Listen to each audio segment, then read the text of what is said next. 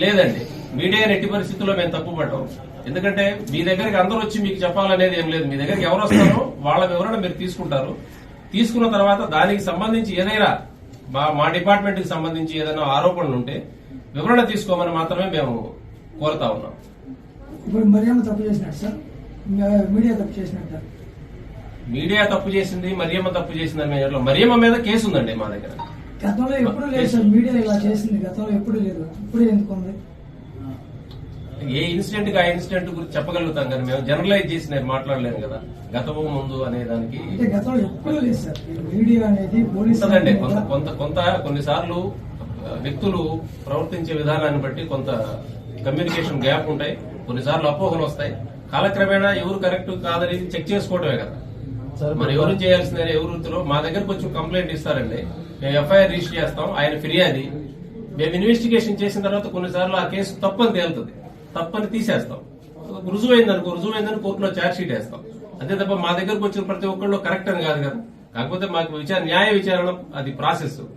మిమ్మల్ని అప్పీల్ చేసేది కూడా ఏంటంటే మీ దగ్గరికి ఇప్పుడు కేసులో ప్రతి కేసులో కూడా ఎవరి మీద అయితే కేసు మోపబడిందో వాళ్ళందరూ వచ్చి నెగిటివ్ గా చెప్పారనుకోండి, దాన్ని ప్రొజెక్ట్ చేసినందువల్ల డిపార్ట్మెంట్ మీద ఉండేటువంటి నమ్మకం సన్నగిలేటువంటి అవకాశం ఉంది. అది కరెక్ట్ కాదు కాబట్టి.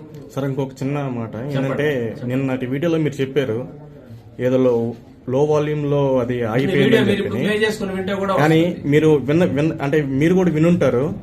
ఆమె అక్కడ చెప్తుంది అంటే న్యాయం చేయాలి సార్ అంటే, నేను న్యాయం చేయను, ఏం చేసుకుంటో చేసుకోపో అనే అంటే ఆ మాట ద్వారా ఎలా సార్?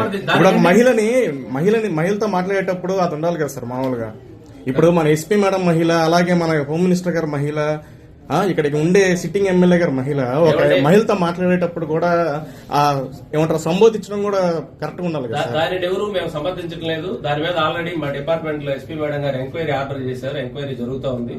వాటిలో మిగతా ఎంక్వైరీ ప్రాసెస్ అంతా అయిపోయిన తర్వాత మెరిట్స్ ని బట్టి యాక్షన్ తీసుకుంటారు. దాన్ని మేము కరెక్ట్ అని సమర్థించడానికి ఇక్కడ రాలా. అయితే మీరు చెప్పిన ఆ మీడియాలోనే ఆ మహిళని ఆ ఎస్ఐ గారు గదవాయించడానికంటే ముందే అమ్మా మేము విచారించి న్యాయమే చేస్తామనేటువంటి మాట ఉంది.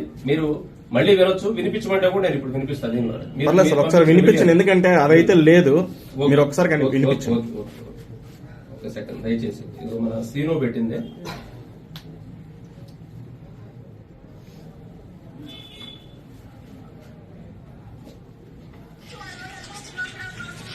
అది వెయిటింగ్ న్యూస్ సార్. అది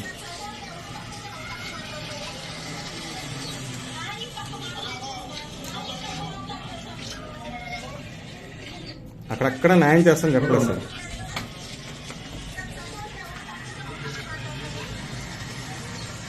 ఒకసారి దగ్గర లేదు సార్, మేము కూడా విన్నాం. ఎందుకంటే ఇది పబ్లిక్ ఇచ్చిన వీడియో కదా, అంటే మీడియా వాళ్ళు తీసిన వీడియో కాదు సార్. కాదు, పబ్లిక్ ఇచ్చిన వీడియోలోనే ఎవరు న్యాయం ఉంటే వాళ్ళకి న్యాయం చేస్తాననే మాట దీనిలోనే ఉంది. మీరే వినండి, దీనిలో నేను దాచిపెట్టేది. మీరే ప్లే చేయండి సార్, పర్లేదు, పూర్తి వీడియో ప్లే చేయండి. పదే అడిగిందని అన్నారు, న్యాయం చేయండి న్యాయం చేయండి అని. న్యాయం చేయండి అని అడుగుతారు ఎవరైనా కానీ కూడా. పదే ఎన్నిసార్లు అడిగినా కానీ 4 సార్లు చెప్పినా దాన్ని నేను సమర్థించట్లేదు బాబు. మా ఎస్ఐ గారు ఆమెను గదవాయించే విషయాన్ని మేము ఎవరు సమర్థించట్లేదు. దాని మీద ఎంక్వైరీ ఆర్డర్ చేశారు, ఎంక్వైరీ చేస్తా ఉన్నాం. అయితే దానికంటే ముందుగా ఆయన మీరు న్యాయం చేయండి అన్నప్పుడు మేము న్యాయమే చేస్తామనేటువంటి మాట పెట్టారు. అంటే అది మేము చెప్పిందంటే సార్, అది మీడియా మిత్రులు తీసిన వీడియో అయితే కాదు, అది పబ్లిక్ నుంచి వచ్చిన. అంటే మీరు ఏదో లో వాల్యూమ్ చేశారు, వాయిస్ లోగా వచ్చింది, దాన్ని ఎడిట్ చేశారేమో వెరిఫై చేయాలి. అందరికి పంపించి అదే నేను అనేది కూడా అంటే ఇంటెన్షనల్ గా చేశారా లేదా అనేది తెలియదు. ఎస్ఐ గారు ఒకసారి ఆవిడ చెప్పినప్పుడు న్యాయం చేయండి సార్ అంటే మేము న్యాయం ఇటుపక్కుంటే అటుపక్కే చేస్తామని మాట్లాడాడు. ఆమె మళ్ళీ రెట్టించి 2-3 సార్లు అడుగుతుంటే ఇప్పుడు ఈయన ఎంక్వైరీ చేస్తా ఉన్నాడు, పక్క నువ్వు మాట్లాడొద్దమ్మా ఉండన్నాడు. ఆ విధంగా పబ్లిక్ గదవాయించి మాట్లాడటం మహిళల పట్ల కరెక్ట్ కాదు.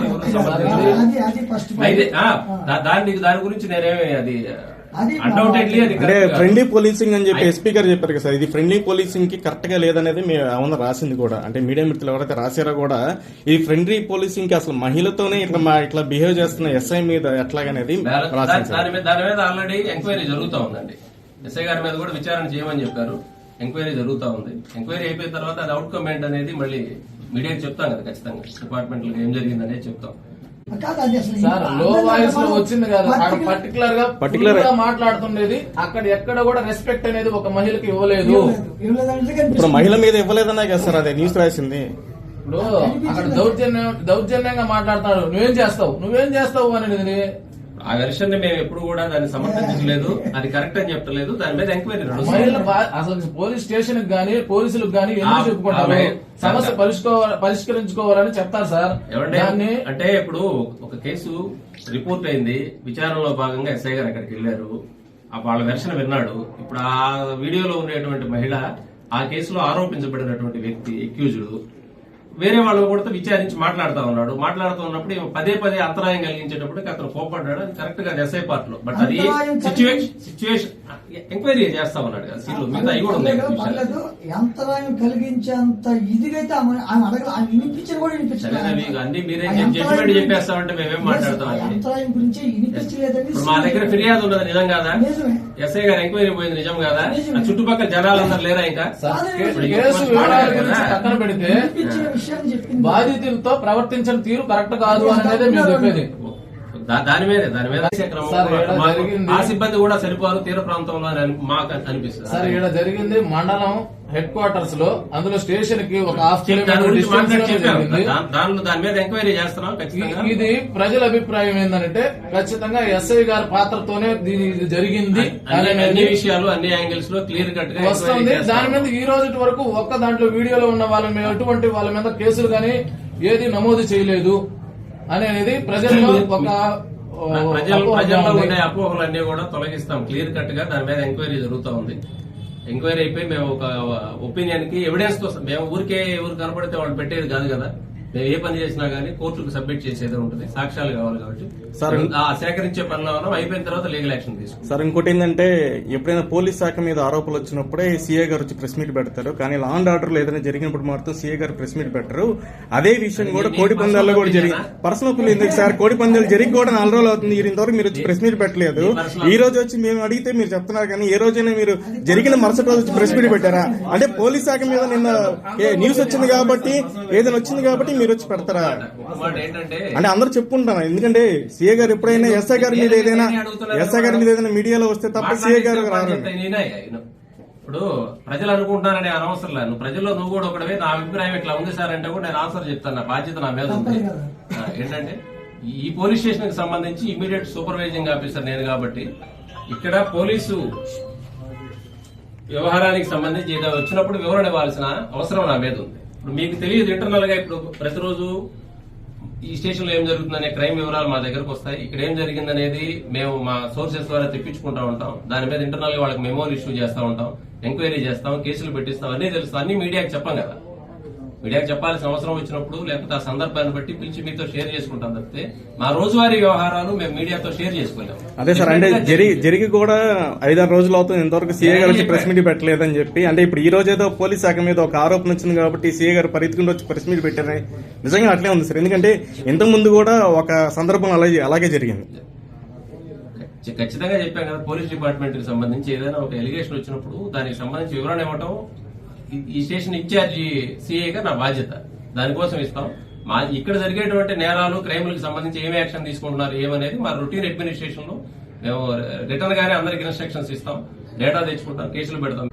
ఇంకొకటి సార్, అంటే ఇంకొక వివరణ ఏంటంటే మీడియా మేము ఇప్పుడు ఇక్కడ ఉండే వాళ్ళం కూడా ఎప్పటి నుంచో ఉన్న వాళ్ళం, మాకు ఎప్పుడు శత్రుత్వం లేదు పోలీసులతో. ఇంకోటి అన్నదమ్ములు కాదు మనం, ఇప్పుడు ఉంటారు రేపు వెళ్ళిపోతాం. కానీ ఏంటంటే మీరు వ్యక్తిగతంగా చేస్తున్నామని ప్రతిసారి అంటే ప్రతి ప్రెస్ మీట్ లో కూడా మీడియా వాళ్ళు వ్యక్తిగతంగానే పోలీస్ శాఖని ప్రతిసారి ఇట్లా చేస్తున్నారని చెప్పి మీరు ప్రెస్ మీట్ లో చెప్పడం జరుగుతుంది. అది అంతవరకు కరెక్ట్ సార్? ఎందుకంటే మా దగ్గరకు వచ్చిన ఏదైతే వివరాలు లేకపోతే వచ్చిన వీడియోల్లో ఆధారాలు బట్టి తప్ప మేమేం చేస్తాం. సరే, ఒకటి మనుషులకి వచ్చేటువంటి సమాచారం కరెక్టా కాదా అని చెప్పి తెలుసుకోకుండా ఇవ్వడం వల్ల వచ్చేటువంటి గ్యాప్ ఇది.